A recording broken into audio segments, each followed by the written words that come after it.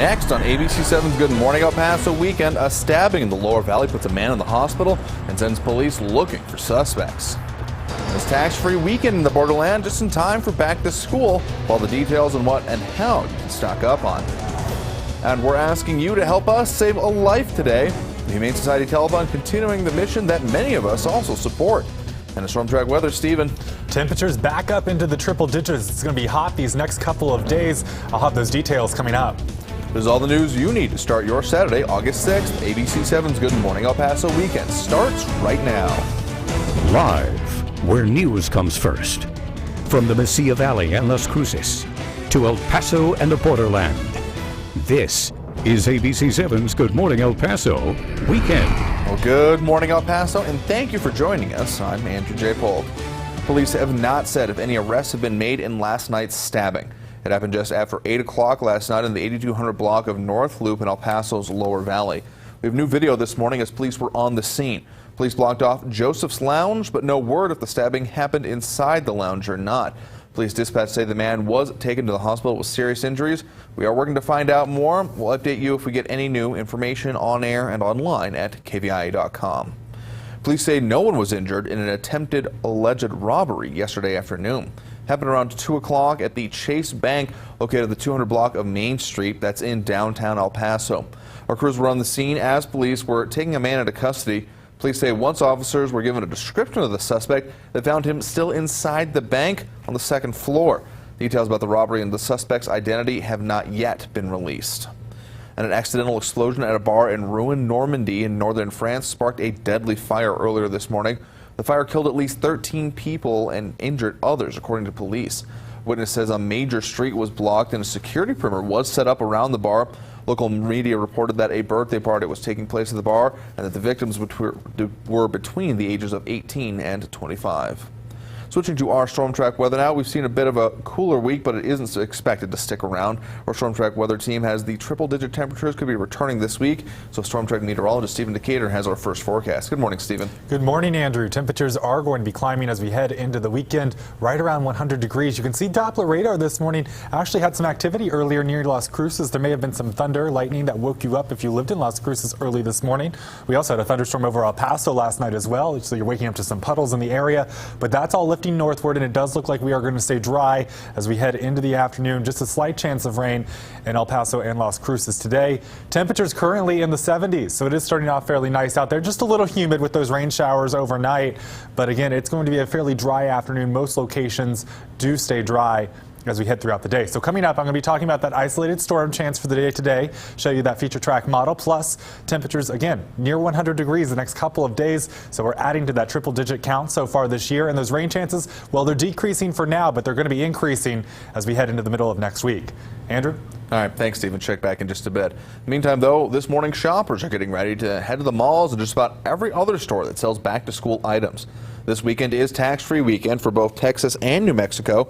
In Texas, shoes, clothes, backpacks, and school supplies will not be taxed, but each individual item must cost less than $100. It's the same in New Mexico, but there will also be no tax on computers that cost up to $1,000 and computer accessories up to $500. KVIA.com is the place to go if you're not sure what items fall into the tax-free category. Just head over to the links mentioned section and you'll find both the Texas and New Mexico rules for this weekend. And while many borderland residents are excited for tax-free weekend, some parents are calling it a slap in the face. If you go to this school district, you get the tax break, but if you go to this school district, you can't take advantage of it. You're talking about working class people that have more than one child. That would be quite a savings. Schools in the Socorro Independent School District started class August 1st, and Alicia Cordejo says she's had to buy school supplies weeks ago and missed out on these savings. SISD says it's aware of the situation and points to other alternatives for families in need. If purchasing uniforms, purchasing school supply is a great issue, we're never going to turn them away. Our schools are flexible. They work with the families and give them that flexibility. Again, the first week of school, if it's just a financial need where they can't get it at all, there's services and community services that work with our schools to help those families.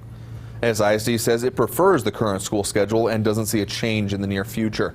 Classes for the other school districts are set to start on August 22nd. And before you head out to the stores or after you come back from shopping, we ask you to please help us save a life today. but we're not asking you to do anything we haven't asked ourselves. In fact, ABC7's Denise Olivas is the proud owner of Serena, a dog she was connected with at the Humane Society of El Paso. ABC7's Juan Carlos Navarrete reports. You know her as your source for morning and noon news updates. 2,400 phone calls to parents. But this little girl knows her simply as Mom. I instantly fell in love with her. I mean, she was such a sweetheart, very calm and almost a little timid and scared. Denise met Serena during her weekly pet segment on ABC7 at noon, when Humane Society Director Betty Hoover brought Serena to the studio. Right after the interview, I told Betty, I want her. It was just something in me told me that I want a second dog. The news came as a surprise to Denise's husband. It was good to see my wife actually want a dog, not coming from a dog family. So I thought it was a good step into our relationship and into the family.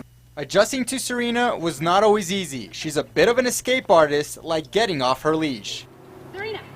And having to be carried back home. She jumped our fence countless times when we first got her.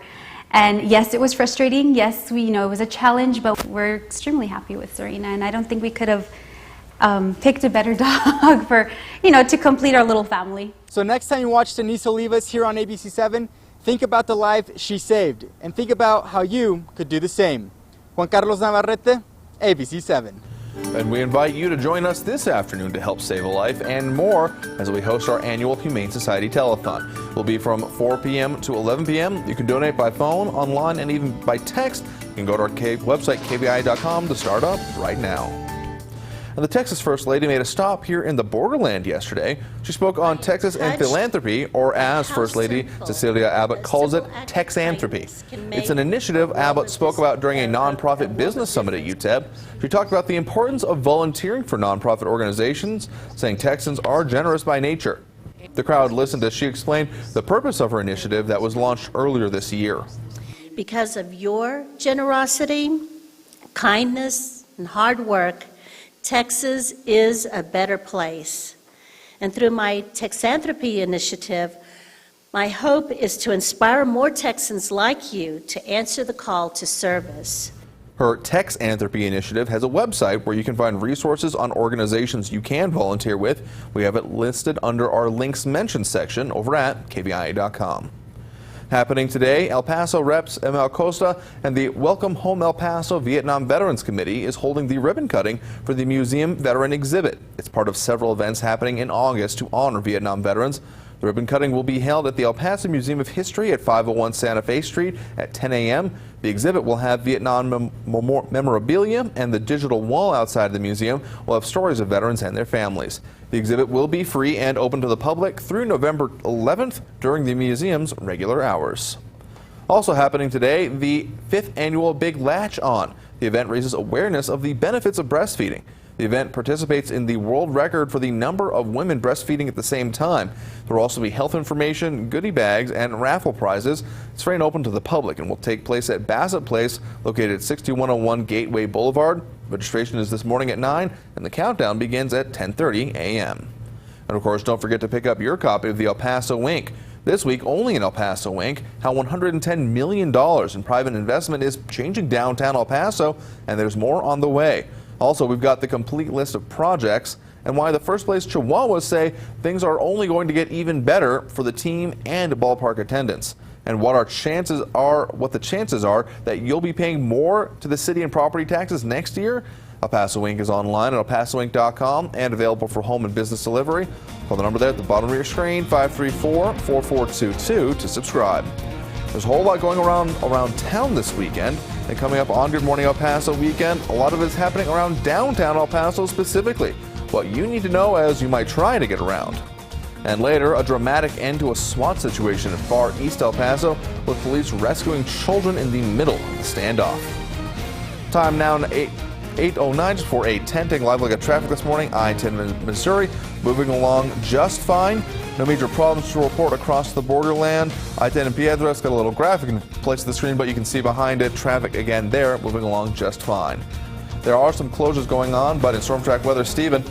Rain chances are decreasing, but they will be coming back towards us. I'll have a look at those chances coming up. You're watching ABC7, where news comes first.